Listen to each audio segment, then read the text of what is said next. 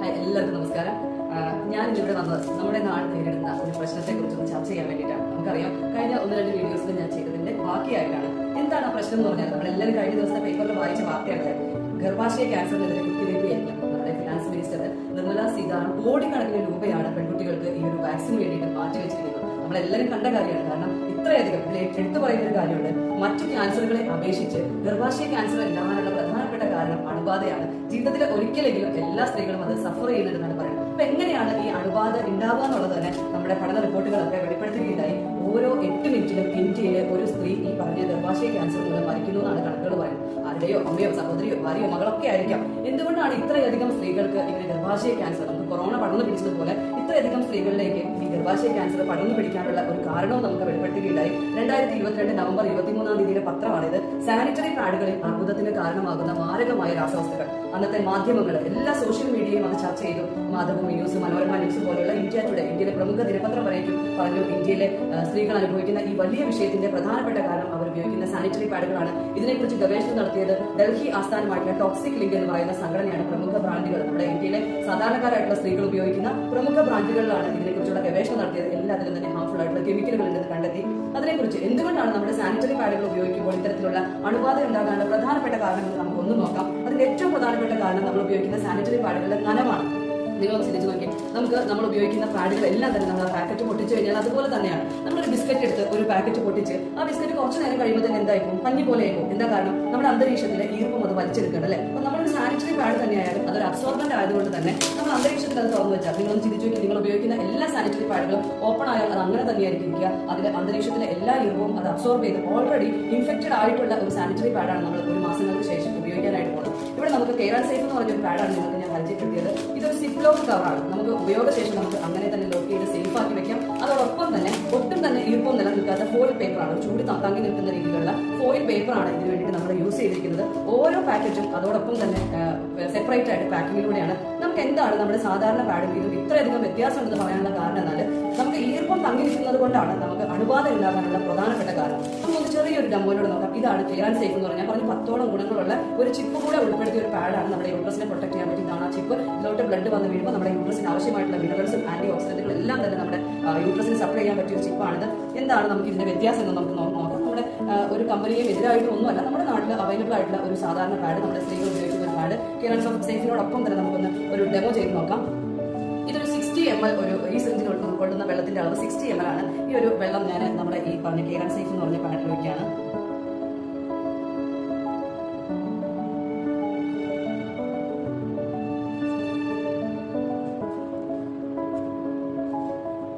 അതോടൊപ്പം തന്നെ ആ സെയിം 60 ml തന്നെ നമ്മൾ ഉപയോഗിക്കുന്ന സാധാരണ സ്ത്രീകൾ ഉപയോഗിക്കുന്ന ഇന്ത്യയിലെ 65% സ്ത്രീകളും ഉപയോഗിക്കുന്ന സാനിറ്ററി നാപ്കിനിലേക്ക് നമ്മൾ അതുപോലെ തന്നെ ഒഴിക്കുകയാണ്. സെയിം അതേ എമൗണ്ട്, അത്ര തന്നെ വെള്ളം. ഇനി നമ്മുടെ വേൾഡ് ഹെൽത്ത് ഓർഗനൈസേഷന്റെ ഒരു റിപ്പോർട്ട് പറയുന്നു.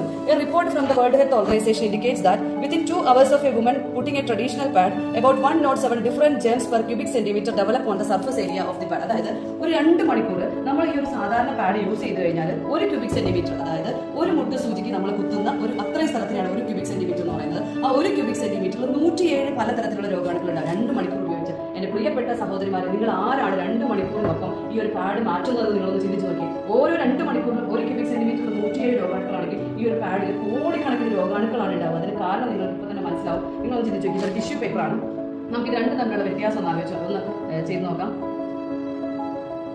ഇതാണ് നമ്മൾ ഇന്ന് യൂസ് ചെയ്യുന്ന സാനിറ്ററി പാഡ്. ഇപ്പോഴും നനവ് നമുക്ക് ഫീൽ ചെയ്തുകൊണ്ടിരിക്കും. നനവുള്ളിടത്ത് ഇൻഫെക്ഷൻ ഉണ്ടാവും എന്നുള്ള ഇത് നമുക്ക് എല്ലാവർക്കും അറിയാവുന്ന കാര്യമാണ്. ഇത് നമ്മൾ സെയിം തന്നെ നമ്മുടെ കെയർ ആൻഡ് സേഫ് എന്ന് പറഞ്ഞ പാഡിനകത്ത് നമ്മൾ വെച്ച് നോക്കുകയാണ്. നമുക്കറിയാം. അതുകൊണ്ട് ഇതാണ് ശരിക്കും അത്ഭുതം എന്ന് പറഞ്ഞു കഴിഞ്ഞാൽ ഇതൊരു വലിയ കാര്യമായിട്ടാണ് ഞാൻ നിങ്ങളെ ഇൻട്രൊഡ്യൂസ് ചെയ്യുന്നത്. കാരണം എന്താണെന്ന് വെച്ച് കഴിഞ്ഞാൽ നമ്മുടെ നാട്ടിൽ ഇത്രയധികം സ്ത്രീകൾക്ക് ഇത്രയധികം കോടിക്കണക്കിന് രോഗാണുക്കൾ ഈ ഒരു പാഡിൽ ഡെവലപ്പ് ചെയ്യുന്നത്. എവിടേക്ക് പോകാൻ അതിന് സ്ഥലമില്ല, നേരെ അത് നമ്മുടെ യൂട്രസിന്റെ അകത്തോട്ടാണ് പോകുന്നത്. അതുകൊണ്ടാണ് ഇത്രയധികം സ്ത്രീകൾക്ക് ഈ ഒരു പ്രശ്നം ഉണ്ടാവാനുള്ള കാരണം. ഇനി ഞാൻ അത് പറയുന്ന കാര്യങ്ങളെല്ലാം ഞാൻ പറഞ്ഞു, ഇത് 100% കോട്ടൺ പാഡാണ്, ഒത്തിരി ഗുണങ്ങളൊക്കെ ഉണ്ടെന്ന് പറഞ്ഞു. അതുകൂടെ നമുക്കൊന്ന് ചെക്ക് ചെയ്ത് നോക്കാം. ഇതിന്റെ ഫസ്റ്റ് ലെയർ എന്ന് പറഞ്ഞാൽ 100% ബ്രീത്തബിൾ കോട്ടൺ ആണ്. എത്ര സെൻസിറ്റീവ് ആയിട്ടുള്ള സ്കിന്നിന് പോലും യാതൊരു തരത്തിലുള്ള ഇച്ചിങ്ങോ ഇറിറ്റേഷനോ ഒന്നും ഉണ്ടാകാത്ത തരത്തിലുള്ള അത്ര സെൻസിറ്റീവ് ആയിട്ടുള്ള 100% കോട്ടൺ കൊണ്ട്, ബ്രീത്തബിൾ കോട്ടൺ കൊണ്ട് ഉപയോഗിച്ച ഫസ്റ്റ് ലെയർ.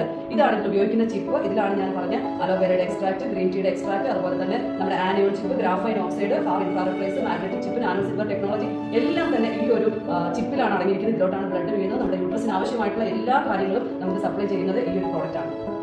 ഇനി അടുത്ത ലെയർ എന്ന് പറയുന്നത് ഇതൊരു ഫെദർ കോട്ടൺ ആണ്. അത്ര സോഫ്റ്റ് ആയിട്ടുള്ള ഫെദർ കോട്ടൺ ആണ് ഇതിന്റെ അടുത്തതായിട്ട് ഉപയോഗിച്ചിരിക്കുന്നത്. അതും നമ്മുടെ ശരീരത്തിന് സ്കിന്നിന് യാതൊരു തരത്തിലുള്ള ഇച്ചിങ്ങോ ഇറിറ്റേഷനോ ഒന്നും ഇല്ലാത്ത രീതിയിൽ നമുക്ക് ഉപയോഗിക്കാൻ പറ്റുന്ന ഇതാണ് ജാപ്പനീസ് ടെക്നോളജിയിലുള്ള സുമിറ്റോമോ എന്ന് പറയുന്ന ഒരു ജെല്ലാണ് ഇതിൽ അബ്സോർബന്റ് ആയിട്ട് ഉപയോഗിക്കുന്നത്.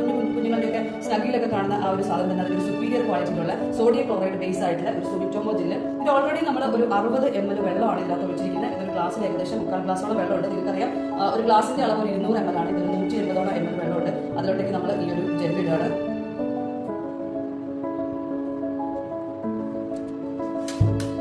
നമ്മുടെ നാട്ടിൽ ഉപയോഗിക്കുന്ന സാധാരണക്കാരായിട്ട് ഉപയോഗിക്കുന്ന സാധാരണ സ്ത്രീകൾ ഉപയോഗിക്കുന്ന പാഡാണ് ഈ കാണുന്നത്. നമുക്കറിയാം 100% പ്ലാസ്റ്റിക് ആണ്. നമുക്ക് എല്ലാവർക്കും അറിയാവുന്ന കാര്യമാണ് പ്ലാസ്റ്റിക് യൂസ് ചെയ്താൽ നമുക്ക് ക്യാൻസർ ഉണ്ടാവും. പ്ലാസ്റ്റിക്കിന്റെ ഒരു ചെറിയ ചൂട് തട്ടിയാൽ പോലും നമുക്കറിയാം നമ്മൾ കാറിലൊക്കെ ഇരിക്കുന്ന വെള്ളം ചൂടായാൽ കുടിക്കരുതെന്ന് പറയാനുള്ള കാരണം ഒരു ചെറിയ ചൂട് തട്ടിയാൽ പോലും അതിന് ഡയോക്സിൻ, കാർബൺ മോണോക്സൈഡ് തുടങ്ങിയ വാതകങ്ങൾ പുറത്തു വരും. ഇതെല്ലാം നമ്മൾ ശ്വസിച്ചാൽ അല്ലെങ്കിൽ കുടിച്ചാലൊക്കെ നമുക്ക് ക്യാൻസർ ഉണ്ടാവും. ഇത് കണ്ടോ ഇത്രയും സോഫ്റ്റ് ആയിട്ടുള്ള ഈ പറഞ്ഞ പ്ലാസ്റ്റിക്കിലേക്ക് ചൂടുള്ള ബ്ലഡ്, ഹോട്ട് ബ്ലഡ് ആണ് വേണ്ടത്. ആ ബ്ലഡ് വീഴുന്ന സമയത്ത് ഓട്ടോമാറ്റിക്കലി ഇതിന്റെ ഘടനയിൽ വ്യത്യാസം വരും. ഡയോക്സിൻ, കാർബൺ മോണോക്സൈഡ് വാതകം പുറത്തു വരും. അതും എവിടെയും പോകാൻ നിവൃത്തിയില്ല, നേരെ നമ്മുടെ യൂട്രസിന്റെ അടുത്തേക്കാണ് പോകുന്നത്. ഇനി ഇതാണ് ഇതിനകത്ത് ഉപയോഗിച്ചിരിക്കുന്ന അബ്സോർബന്റ് ജെല്ല്. ഇതും വേണമെങ്കിൽ നമുക്ക് ഇതിനകത്തേക്ക് ഒഴിക്കാം. നിങ്ങളൊന്ന് ചിന്തിച്ചു നോക്കിയേ, നമ്മുടെ നാട്ടിലെ ഒരു ടിഷ്യൂ പേപ്പർ, ഈ 2-3 ടിഷ്യൂ പേപ്പർ മടക്കി വെച്ച് അതിന്റെ മുകളിൽ ഒരു പ്ലാസ്റ്റിക് കവറും ഇട്ട് തന്നിട്ടാണ് നമ്മൾ ഇത്രയധികം രോഗങ്ങൾ നമ്മൾ വാരിക്കൂട്ടാനായിട്ട്. നമ്മുടെ വീട്ടിലെ അമ്മയും പെങ്ങളും മകളും ഭാര്യയും എല്ലാം ഇത്രയധികം രോഗങ്ങളിലേക്ക് മാറാനുള്ള ഒരു പ്രധാന കാരണം ഇതൊന്നും നിങ്ങൾക്ക് ചിന്തിച്ചു നോക്കിയാൽ അറിയുന്നുണ്ടോ? ഒരു തരി പോലും വെള്ളത്തിന്റെ ആവശ്യമില്ല, ഒരു തുള്ളി പോലും വെള്ളത്തിന്റെ ആവശ്യമില്ല. 250 ml ആണ് ഇതിന്റെ അബ്സോർപ്ഷൻ കപ്പാസിറ്റി. അതായത് ഒരു ദിവസം എത്ര സേഫ് ആയിട്ട് നമുക്ക് ഉപയോഗിക്കാവുന്ന രീതിയിലുള്ള പാഡാണ്. അപ്പൊ എല്ലാവരും എന്റെ പ്രിയപ്പെട്ട സഹോദരിമാരെ, നിങ്ങളെല്ലാവരും നിങ്ങളുടെ ജീവന്റെ വിലയാണ് ഈ പറയുന്ന ഹെയർ ആൻഡ് സേഫ് എന്ന് പറയുന്ന പ്രോഡക്റ്റ്. നിങ്ങളെല്ലാവരും തന്നെ ജീവിതത്തിൽ 1 ടൈമെങ്കിലും ഇത് യൂസ് ചെയ്ത് നോക്കിയാലാണ്